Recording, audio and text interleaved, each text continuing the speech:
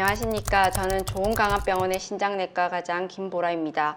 오늘은 혈액투석이란 무엇인가에 대해서 살펴볼 텐데 그 중에서도 환자들이 알아야 할 점에 대해서 한번 쉽게 살펴보겠습니다. 먼저 신장이라고 하면 이제 콩팥이라고 하고 우리말로 콩이나 팥처럼 생겼다고 해서 모양은 콩, 색깔은 팥처럼 생겼다고 해서 콩팥이라고 불리고 등 뒤에 허리 위치에 좌우 양쪽에 이렇게 하나씩 존재를 하게 됩니다. 신장은 혈액 속의 노폐물을 걸러내서 이제 소변을 만드는 우리 몸의 정수기의 필터 역할을 하는데 이렇게 이제 신장의 신장 동맥으로 이제 이렇게 혈액이 들어오게 되면 사구체와 세뇨관, 모세혈관 이렇게 여기를 지나면서 이제 우리 피 속에 있는 노폐물을 걸러내고 깨끗한 피는 돌려보내면서 이제 나머지 노폐물은 소변을 만들어내는 과정이 되고 이 소변을 만들면서 이 소변이 신유를 통해서 이제 요관으로 만들어진 소변이 요관으로 내려가면서 방광에 고였다가 요도를 통해서 소변으로 배출이 되게 됩니다.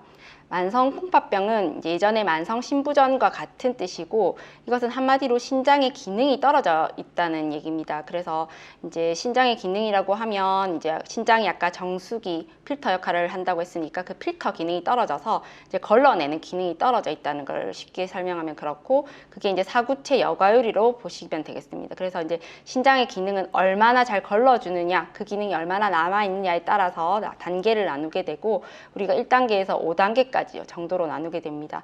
그래서 1단계는 우리가 이제 사구체 여과율이 90% 이상으로 이제 정상 콩팥 기능을 가지지만 소변 검사상 단백뇨나 혈뇨 같은 소변 검사 이상만을 나타내는 단계를 말하고 2단계는 콩팥의 기능이 감소하기 시작하면서 증상 없이 이제 검사상의 이상 소견이 나타나게 되고요.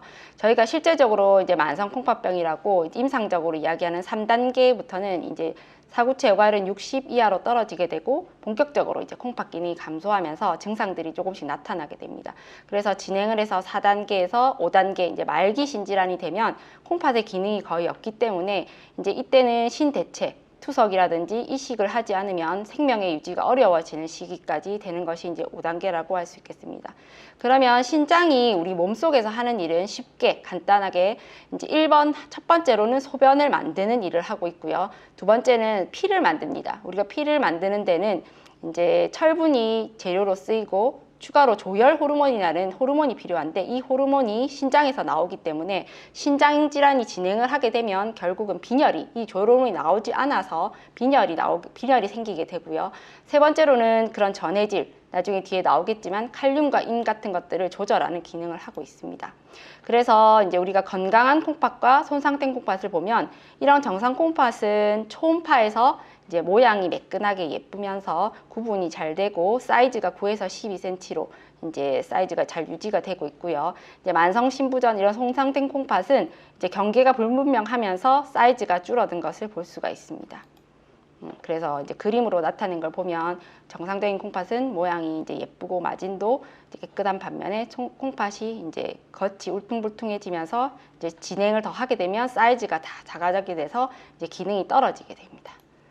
그래서 우리가 이제 만성 콩팥병은 정의는 이제 콩팥이 손상되거나 기능이 떨어진 상태가 3개월 이상이 지속이 돼야 됩니다. 이제 만성 콩팥병이 되는 원인은 생각보다 아주 많습니다. 당뇨, 고혈압이 제일 흔하고 다낭성 신질환이라든지 사구체 신염, 그리고 고령, 이제 나이가 들면서 그냥 신장이 나빠지는 경우도 있고 비만, 고지혈증 등의 이유로서 어째 콩팥이 손상이 되거나 기능이 떨어진 상태가 3개월 이상 지속되면 우리가 만성 신부전으로 진단을 하고요. 여기서 이제 아까 5단계까지 이제 말기 신부전으로 돼서 콩팥이 제 기능을 하지 못하는 경우는 저희가 이제 신대체요법이 필요합니다. 그것이 이제 오늘 볼 혈액투석과 복막투석, 콩팥 이식 같은 것들이 있고 오늘은 혈액투석에 대해서 한번 살펴보겠습니다. 이제 혈액투석은 이제 인공신장입니다. 말 그대로 신장이 하는 일을 이제 기계가 대신하는 개념인데요. 이제 환자분 아시겠지만 이렇게 침대에 누워서 이제 이렇게 기계로 투석을 하게 되고 우리 신장의 기능을 하는 것은 이 기계 중에서 필터입니다. 이 필터 사이로 이제 피가 통과하게 되면서 노폐물이 걸러지면서 깨끗한 피는 다시 몸속으로 들어가게 되고 이제 이 투석은 일주일에 3회 이제 한 번에 4시간씩을 투석을 하게 됩니다. 이제 투석을 하려고 하면 우리가 이제 몸속의 피를 기계로 다 빼서 걸러서 다시 들어가는 과정이 있기 때문에 이제 순간적으로 아주 큰 혈관에서 피를 뽑아내야 되고, 그런 큰 혈관은 우리 몸속에 아주 깊은 곳에 있기 때문에 그런 깊은 곳에서는 우리가 일일이 할 때마다 찌를 수가 없습니다. 그래서 우리가 이제 겉으로 몸속으로 이제 접근이 용이한 혈관이 필요하게 되고, 그런 접근이 용이한 혈관을 이제 손등, 이제 손목 쪽에 이제 저희가 제일 많이 만들게 됩니다. 그래서 이제 정맥과 동맥을 연결을 하면 그 동맥의 압에 따라서 정맥이 크게 되고, 그 자란 혈관이 이제 몸속 표면 밖으로 노출되는 굵은 혈관이 돼서 우리가 투석을 할 때마다 이제 쓸 수 있게 되고요. 그래서 이제 여기 보면은 이제 혈관으로 이제 이렇게 구불구불하게 동맥 이제 누를 만들고, 여기서 이제 관을, 이게 아시겠지만 두 개의 이렇게 관을 꽂게 되면 이제 하나는 혈관이 이제 노폐물이 나가는 피, 그리고 걸러서 다시 혈관으로 들어오는 피, 이렇게 두 개의 이제 루트를 가지게 됩니다. 이제 이 혈관을 우리가 동정맥루라고 하는데, 이제 본인의 혈관이 아주 괜찮은 경우는 우리가 자가혈관으로 동맥과 정맥을 연결하게 되고, 이 동맥과 정맥을 연결해 놓으면 이게 이제 자라는데 1달 반에서 2달 정도 시간이 걸립니다. 그래서 이제 환자들이 그때 이렇게 손 운동을 통해서 이제 혈관을 확장시키는 운동을 하게 되고요. 이제 혈관 상태가 좋지 못한 경우에는 뭐 가늘거나 하는 경우에는 인조혈관을 사용해서 인공혈관으로 동맥과 정맥을 연결하게 됩니다. 이거는 이제 조금 자가혈관보다 조금 빨리 쓸 수는 있지만 또 좀 붓거나 하는 좀 단점이 있고, 이제 응급 상황이거나 동정맥류가 없을 때 이제 급하게 투석을 해야 될 때는 도관을 이용해서 투석을 할 수 있습니다. 그 도관에서는 첫 번째로 임시도관이 있고요. 요거는 이제 우리가 급성 신부전이나 아니면 아주 급하게 단기간만 투석을 해야 되는 경우에 이제 이렇게 쇄골화 정맥 쪽으로 카테터가 나와서 똑같이 투석기 필터에 이제 이렇게 꼽아서 투석을 하게 되고요.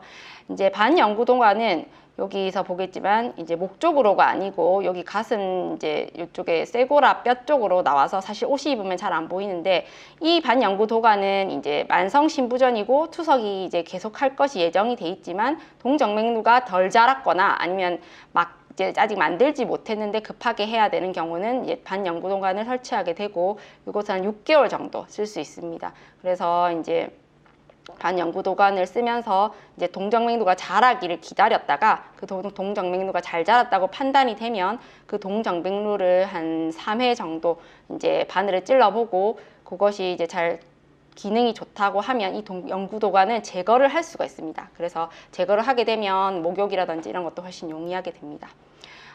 우리가 이제 혈액 투석을 하면서 알고 있어야 될 것은, 이제 첫 번째로 이제 저희가 환자들이랑 얘기를 많이 해보면 환자분들이 이런 거는 알고 있을 것 같은데 실제로 대화를 해보면 의외로 또 모르고 계시는 분들도 많고, 또 환자분들이 노인분들이 많으셔서 그런지 또 생각보다 이렇게 모르고 계시는 분들도 많아서 오늘은 이런 기본적인 개념을 조금 더 쉽게 설명을 해보겠습니다.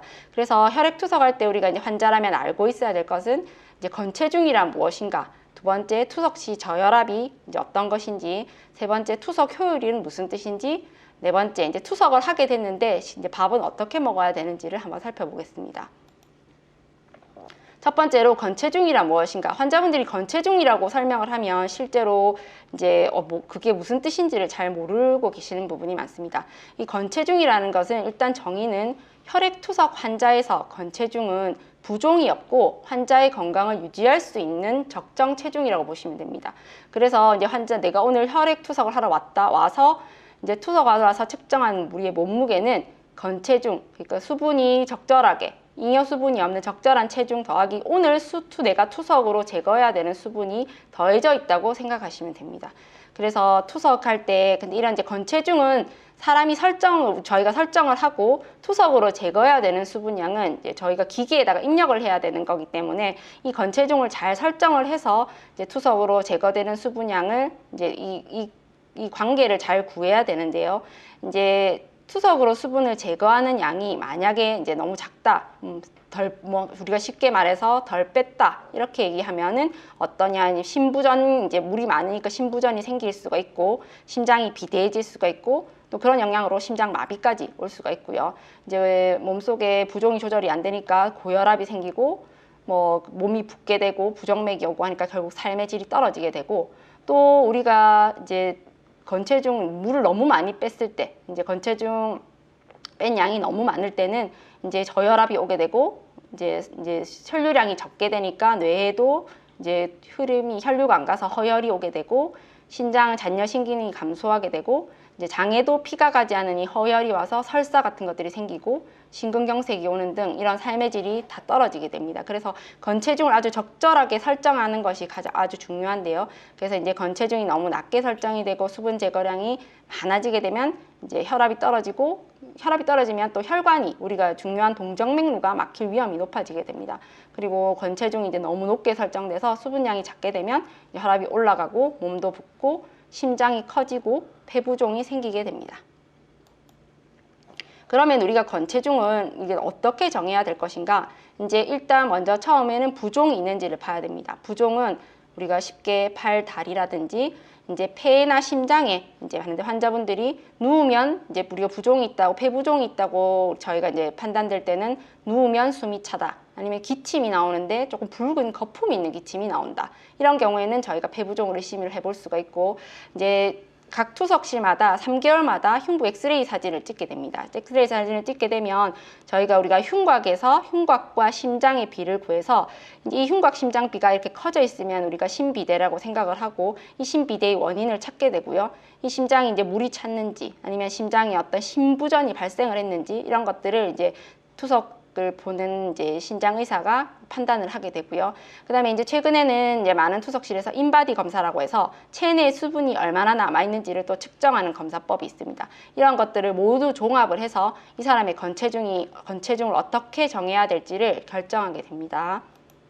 그러면 이제 우리가 건체중은 투석을 내가 처음 시작했을 때 건체중을 결정을 하고 이제 환자분들이 투석에 적응하면 식사를 잘 하게 되면서 영양 상태가 좋아지고 또 부종이 감소하면서 혈압이 떨어지거나 이렇게 하면 이제 건체중을 조절을 해야 됩니다. 그 건체중을 조절해야 돼서 투석을 하기 전에 체중을 재고 또 투석으로 이제 재서 수분의 양을 정하고 끝난 후에 다시 체중을 재서 수분 제거가 잘 되었는지 확인을 해야 됩니다.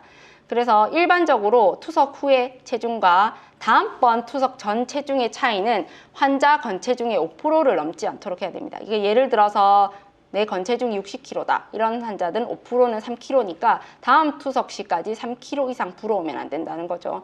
그래서 여기 예시를 보면 이제 건체중은 건체중 더하기 투석으로 제거해야 되는 수분량이 내가 오늘 제 몸무게면 투석을 끝나면 이제 체중이 60kg가 돼야 되고 몸무게의 간 증가량은 3kg가 되게 됩니다.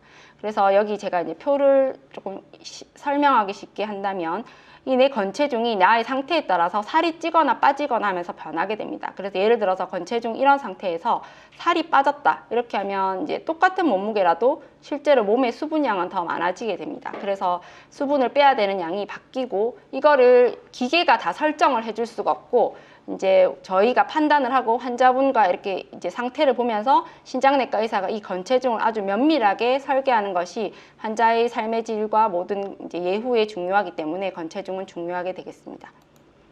두 번째로는 투석 시에 저혈압이 있습니다. 이제 아주 제일 흔하게 발생하는 부작용인데 이제 몸속의 피를 한 번에 많은 양을 빼다 보니까 저혈압이 나타날 수가 있고 그런 저혈압이 갑자기 나타날 때는 식은땀이나 어지러움 그다음에 갑자기 배가 아프고 막 설사가 나면서 가슴이 답답하고 다리 위에 쥐가 내리는 근육경련이 생기고 창백해지고 이제 심하면 이제 의식불명까지 일어나게 되는 투석실에서 가장 많이 일어나는 부작용이 될 수 있고 그 원인은 이제 부적절하게 수분을 너무 많이 뺐거나 건체중을 아까 방금 설명했듯이 잘못되게 설정을 했거나 그 다음에 시간당 제거 수분이 너무 많은 경우 그리고 심장질환이 있는 경우 이제 저희가 뭐 협심증이라든지 허혈성 심장질환이 있으면 혈압 유지가 잘 되지 않기 때문에 이런 경우는 저희가 심장내과에 의뢰를 해서 이제 혈관 질환이 있는지 확인을 해봐야 되고 또 세 번째로는 투석 전에 고혈압, 아침에 혈압약을 너무 많이 먹고 와서 투석할 때 떨어지는 경우가 있고 네 번째는 그리고 투석하면서 음식을 드시는 분들이 많습니다.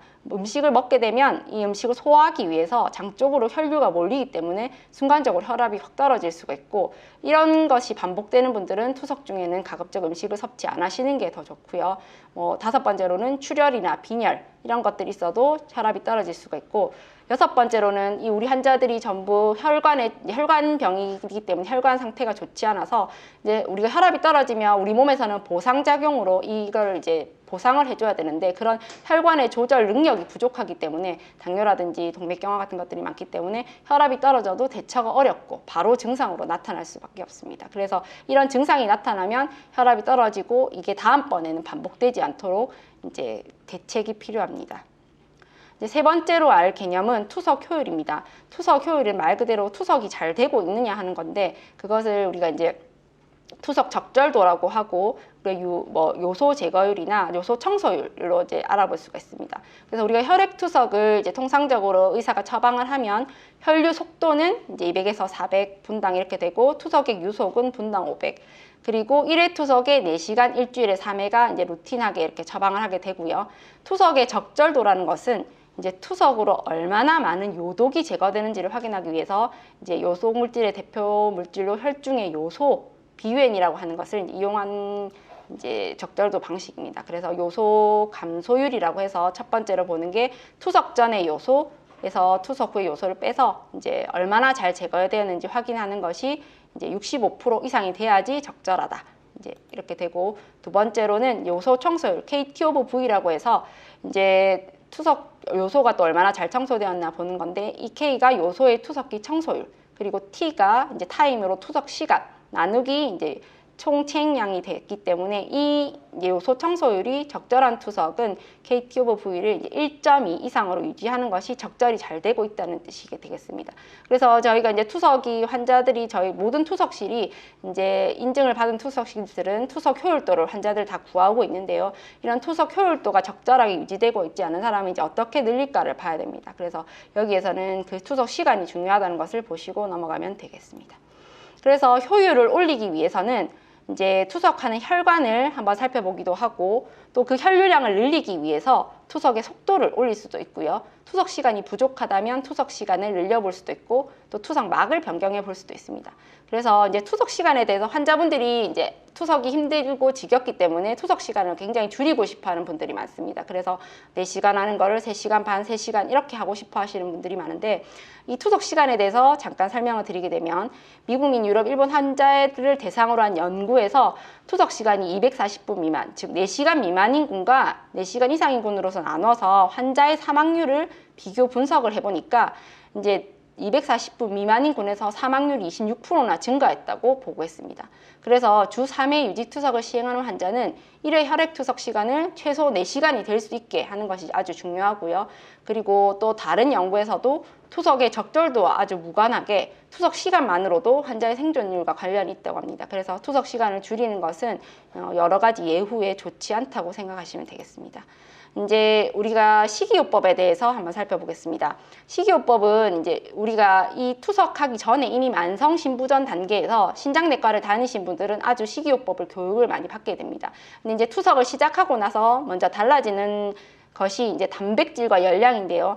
단백질을 우리 원래 이제 만성 콩팥병, 투석 전에 만성 콩팥병 환자에서는 하루에 0.8, 체중이 0.8g만 이제 이하로만 먹으라고 아주 교육을 받고 이제 투석을 시작하게 되면 혈액 투석을 받는 환자들은 투석을 통해서 노폐물의 제거가 되고 단백 소실이 더 증가하기 때문에 투석 전보다 오히려 단백질을 더 많이 먹어야 됩니다. 그래서 kg당 0.8로 먹던 거를 1.2로 올려서 예를 들면 60kg의 사람이 하루에 48g을 먹었다고 하면 이제는 72g까지 올려서 먹어야 됩니다. 그래서 이제 그럼 어떤 단백질을 먹어야 되는가? 그것은 필수 아미노산이 들어있는 양질의 단백질은 동물성 단백질이기 때문에 이런 동물성 단백질을 먹어야 됩니다. 필수 아미노산이라는 것은 우리 몸에서 자체적으로 생성이 안 돼서 식품으로 꼭 섭취를 해야 하는 아미노산이거든요. 이 필수 아미노산은 동물성 단백질이 많습니다. 그래서 뭐 육류, 우유, 생선, 달걀, 뭐 완전한 단백질이라고 하는데 이런 완전한 단백질을 드시는 것이 이왕 드시는 게 훨씬 낫고 식물성보다는 훨씬 유리합니다. 그리고 이제 열량을 생각보다 많이 섭취를 해줘야 돼서 체중이 이제 체중당 30에서 35칼로리, 그래서 60kg라면 1800에서 2100칼로리 정도를 먹어줘야 되고 이제 밥을 못 먹겠다고 하면 쌀밥 3분의 1공기가 식빵 1장, 그리고 국수 반 공기, 인절미 3개가 되기 때문에 이런 식으로 기초 열량을 채워주시는 게 중요하고 정말 열량이 모자란다 아니면 이제 기름을 사용해서 뭐 볶음이라든지 전이라든지 튀김으로 오히려 열량을 올려서 열량을 충분히 유지를 해주셔야 됩니다. 그리고 이제 수분 섭취는 투석을 하면 더 사실 중요하게 돼. 소변량이 줄기 때문에 더 중요하게 되고요. 이제 물을 적게 마셔야 되는데 하루에 한 500 미만으로 적게 마시는 게 좋고, 물을 적게 마시려고 하면 이게 또 어떻게 보면 괴로운 상황인데, 이제 물을 마시는 컵은 근데 팁을 주자면 이제 되도록 작은 것을 사용해야 되고, 한 번에 많이 마시지 말고 여러 번에 나눠서 조금씩 마셔야 되고, 혈당을 조절을 잘 하고 또 이제 저염으로 먹어야 되는데, 혈당이 높을수록 짜게 먹을수록 목이 마르니까 물을 많이 먹게 되니까 이런 것들을 더 조심해야 되고, 너무 더워서 막 물이 벌컥벌컥 마시고 싶을 때는 이제 얼음을 입에 머금고 있다는 등의 방법이 있고, 이제 수분이라는 것이 물만 있는 게 아니기 때문에 음료수나 과일, 국, 커피 이런 것들이 모두 해당하므로 이 모든 이제 물 종류를 다 조심을 하셔야 되고요. 이제 세 번째로는 염분 섭취입니다. 이제 제가 환자분들한테 항상 강조하는 게, 염분 섭취를 이제 제한하는 제일 쉬운 방법은 우리나라에서는 1번은 국을 안 먹어야 됩니다. 이제 국물에 소금량이 아주 많기 때문에 이제 찌개, 갈비탕, 뭐 곰탕, 밥 말아 먹는 거, 돼지국밥, 뭐 라면, 짬뽕, 어쨌든 국물이나 이런 이제 나트륨이 높은 것을 일단 끊어야 되고요. 두 번째는 외식을 안 해야 됩니다. 외식 음식은 다 소금량이 많기 때문에 외식을 안 하는 것이 제일 좋고, 꼭 해야 될 때는 이제 그 식당에 가서 아예 싱겁게 해달라고 하거나, 뭐 어린이용을 먹는다든지 하거나, 그다음에 이제 인결합제나 우리 칼륨약이나 인약이라고 하죠. 그런 약들을 가지고 다니면서 내가 좀 먹었다고 할 때는 그 자리에서 빨리 복용하는 게 더 좋고, 그다음에 어떤 차라리 단골집을 정해놓고 다니면서 이제 그런 요구를 미리 좀 해놓으면 더 조절하기가 쉽고, 뭐 비빔밥이라든지 이런 것들 주문할 때는 양념을 따로 달라고 해서 본인은 조금만 넣어서 먹는다든지 그런 방법이 있습니다. 저희가 이제 염분 섭취를 제한할 때 우리가 자연식품과 가공식품 속의 나트륨 함량을 봐야 되는데, 이제 똑같은 식품이라도 자연식품 속에서는 이제 밀가루 2g이면 가공식품은 이제 이게 식빵 두 쪽이 100g이 식빵 두 쪽이 되면 이제 나트륨 2g에서 70g으로 확 올라가는 걸 볼 수 있고, 삼겹살도 그냥은 200g이 88이지만 나트륨 함량이 베이컨이 되는 순간 420 되고, 감자도 그냥은 나트륨이 2mg지만 프렌치 후라이가 되는 순간 227mg, 또 토마토도 5mg지만 토마토 케찹이 되면 나트륨이 1900까지 올라가면서, 이제 그래서 우리가 팁은 장을 볼 때 이런 가공식품부터 이제 줄이면 이제 훨씬 더 이제 자연 그대로에는 나트륨이 적기 때문에 그대로 먹는 것이 더 좋습니다. 그래서 이제 혈액 투석을 진행을 하더라도 소금의 양은 나트륨의 양은 1일 2g, 소금으로는 5g이라서 이제 실제로는 소금 1g 정도를 한 끼당 복용하는 것이 좋은데요. 소금 1g은 이제 간장으로는 작은 술 5g이 되고, 된장은 이제 10g, 고추장, 뭐 토마토는 30g까지 가능해서 소금 1g에 해당하는 양념량을 기호에 맞게 이렇게 사용하시면 되겠습니다. 이제 네 번째로는 칼륨을 조절해야 되는데, 칼륨은 이제 아시는 분은 아시고 또 모르시는 분은 모르시는데, 칼륨은 뭐냐면 근육의 수축과 이완을 조절하는 우리 몸속에 꼭 필요한 전해질로, 정상적으로는 우리 몸속에 일정한 수치를 유지합니다. 3.5에서 5.2 이렇게 유지를 하게 되고, 이 조절을 신장이 하게 되는데, 이제 신기능이 떨어지면 칼륨이 배설되지가 않기 때문에 혈중의 칼륨 농도가 이제 먹는 대로 올라갈 수가 있고요. 그렇게 돼서 이제 이게 보통이 한 7.0 이상이면 상하지에 힘이 빠질 수 있고, 8.0 이상이면 심장마비가 올 수 있기 때문에 이제 어떻게 보면 아주 무서운 이제 칼륨이 될 수가 있고, 칼륨이 올라가게 되면 이제 증상들이 뭐 이렇게 저림이라든지 반사신경이 떨어지고 이제 마비가 오고 근육이 약화되고 뭐 구역질이 나던가 이런 증상이 있습니다. 그래서 칼륨이 많은 거는 생각보다 환자들이 이제 식사 대용으로 많이 먹는 고구마, 감자, 그다음에 검은 콩, 바나나 이제 이런 것들이 많이 있고, 여기 뭐 칼륨 함유량을 봐도 자시 한 1800, 뭐 뱅어포가 1100, 꽃감 뭐 이런 것들, 이제 감자, 고구마, 바나나, 토마토 이렇게 이제 칼륨량이 있기 때문에 이런 것들을 보고 이제 고칼륨 음식을 적게 먹는 것이 좋고, 그래서 이제 칼륨을 적게 먹으려고 하면 어떻게 하냐면, 첫째는 가능한 한 잘게 썰어서 재료 10배의 물에 2시간 이상 담그는 게 좋고, 둘째는 데친 후 여러 번 다시 물에 헹구면 그 칼륨이 물로 녹아 나가기 때문에 칼슘을 훨씬 줄일 수가 있고, 껍질에 많기 때문에 껍질을 벗기거나 이제 잎만 섭취를 하고 줄기보다는 잎부위를 이용하는 게 좋고, 잡곡밥에는 칼륨이 많기 때문에 투석 환자들은 오히려 흰밥을 섭취하는 것이 좋습니다. 그래서 이제 이렇게 삶고 나면 생것보다 이렇게 애호박을 예를 들어도 삶고 나면 칼륨 함량이 이 정도로 떨어지는 것을 알 수가 있습니다.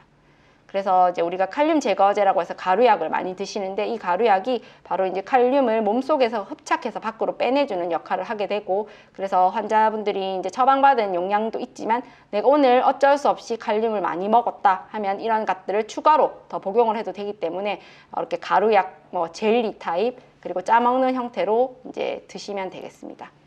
다섯 번째로 이제 인 섭취를 조절하는 방법입니다. 인은 역시 신장에서 배설되기 때문에 신기능이 떨어지면 혈중 농도가 올라가고 부갑상선 호르몬이 올라가면서 칼슘 수치가 떨어져서 골다공증을 유발할 수 있고 또 혈관 석회화를 만들 수 있고, 인이 올라가면 가려움도 유발하게 됩니다. 그래서 인이 많은 음식은 이제 여기 우리가 가공식품 탄산음료라든지 가공햄, 그리고 유제품 우유나 치즈 이런 것들에 많고, 빵, 밀가루 음식이 빵이 많고, 견과류, 그리고 이제 믹스 커피에 이제 프림이 있는 믹스 커피, 초콜릿 이런 것에도 많게 되고, 이제 사실 단백질에도 조금 있기 때문에 적절하게 섭취를 해야 됩니다. 그래서 인을 섭취 이제 단백질을 우리가 추가로 올리게 되면 결국은 인도 늘어나는 경우가 많습니다. 그래서 이제 인을 딱 적절하게 신부전 우리가 적절한 단백질을 먹으면 인도 보통 조절이 되기 때문에 이제 그걸 아시면 되고, 유제품이나 건어물에 많이 있기 때문에 이제 허용량 내에서 섭취하시면 됩니다. 그래서 인도 역시 줄이려면 결국 인 함량이 높은 음식을 표를 보고 피해야 되고, 가공육류보다는 아까도 신선한 육류, 그리고 이제 곰국이라든지 사골국 같은 오래 끓인 식품은 인이 많이 녹아 나오기 때문에 이런 것들은 꼭 피해야 됩니다. 그래서 이제 인결합제도 이제 칼슘계 인결합제가 있고, 최근에 이제 칼슘계 결합제 말고 비칼슘계인 포스레놀, 이제 우리가 포스레놀 산도 있고요. 이제 램벨라 이런 것들 많이 복용하게 되고, 아주 최근에 나온 이제 철분이 포함된 인결합제로서 이제 빈혈약과 섞여 있다고 생각해, 빈혈약을 대체도 할 수 있다라는 개념으로 이제 새로 이제 병원에 들어오고 있는 벨포로가 있습니다. 그래서 이제 사실은 투석을 시작하더라도 이제 식생활은 계속 중요하게 되고, 이제 평생을 가져가는 평생 이제 혈액 투석을 하셔야 되기 때문에 이제 식생활을 계속 잘 알고, 그래서 대한신장학회에서 이제 환자의 식생활을 도와줄 이제 앱, 이렇게 이제 스마트폰에 하이드라는 앱을 출시를 했습니다. 그래서 이 앱을 들어가서 이렇게 다운을 받으시면 이런 음식은 괜찮은지, 그리고 그런 운동이라든지 여러 가지 것들이 아주 검색이 가능하기 때문에 이제 자기 관리 기능이라든지 있기 때문에 이런 것을 향해서 이제 혈액 투석은 평생을 관리해야 되는 개념으로 이제 환자분들이 식이와 그런 동정맥류나 모든 것들을 잘 관리를 하시면 되겠습니다. 마지막으로 환자분들이 이제 많이 궁금해하시는, 이제 환자분들이 많이 하시는 얘기는 먹을 게 하나도 없다. 이제 이런 걸 다 제한하면 나는 뭘 먹고 살아야 하느냐라고 얘기하시는데, 이제 실제로는 내용을 조금 면밀하게 보면 양을 줄이는 거지 못 먹게 하지는 않습니다. 그래서 이제 양을 줄여서는 다 먹을 수가 있고요. 그 용량만 잘 지키면 이제 음식들을 다 섭취가 가능하고, 또 이제 많이 궁금해하시는 것들 중에 하나가 영양제라든지 어떤 다른 친척들이 약을 선물해 줬는데 먹어도 되는지. 실제로 이제 영양제는 이제 식사로 복용하는 것, 이제 식사로 섭취하는 것이 제일 좋고, 저희가 투석실에서 수용성 비타민이 보통 약에 다 들어가기 때문에 사실은 추가적인 영양제는 별로 필요하지가 않습니다. 그래서 이제 식이와 그리고 이제 복용량만으로도 충분하기 때문에 그렇게 드시면 되고, 혹시나 추가적으로 드시고 싶은 것은 반드시 이제 담당 신장 전문의 선생님과 상의를 하셔서 복용하는 것이 좋겠습니다. 그리고 또 다른 질문으로는 여행을 갈 수 있는지 이런 거를 물어보시는데, 이제 사실 국외 여행은 다른 나라에서 투석을 받아야 되기 때문에 이제 현실적으로 가능은 하지만 이제 조금 힘들 수도 있는 부분이고, 국내에서는 이제 지금은 거의 전 지역에 투석실이 다 있기 때문에 미리 여행할 곳을 알아보신 다음에 그 지역에 있는 투석실을 이제 미리 이렇게 얘기를 해 놓으셔가지고 이제 기록지라든지 이런 거를 가지고 여행을 하면서 투석을 하시면은 충분히 투석도 가능한 부분입니다. 네, 오늘 강의에 이제 궁금하신 내용이나 또 추가적으로 궁금하신 내용이 있으시면 좋은강압병원의 신장내과를 방문하시면 또 진료와 상담을 받으실 수가 있으니 언제든지 내원하시면 되겠습니다. 지금까지 좋은강압병원 신장내과 김보라 과장이었습니다. 감사합니다.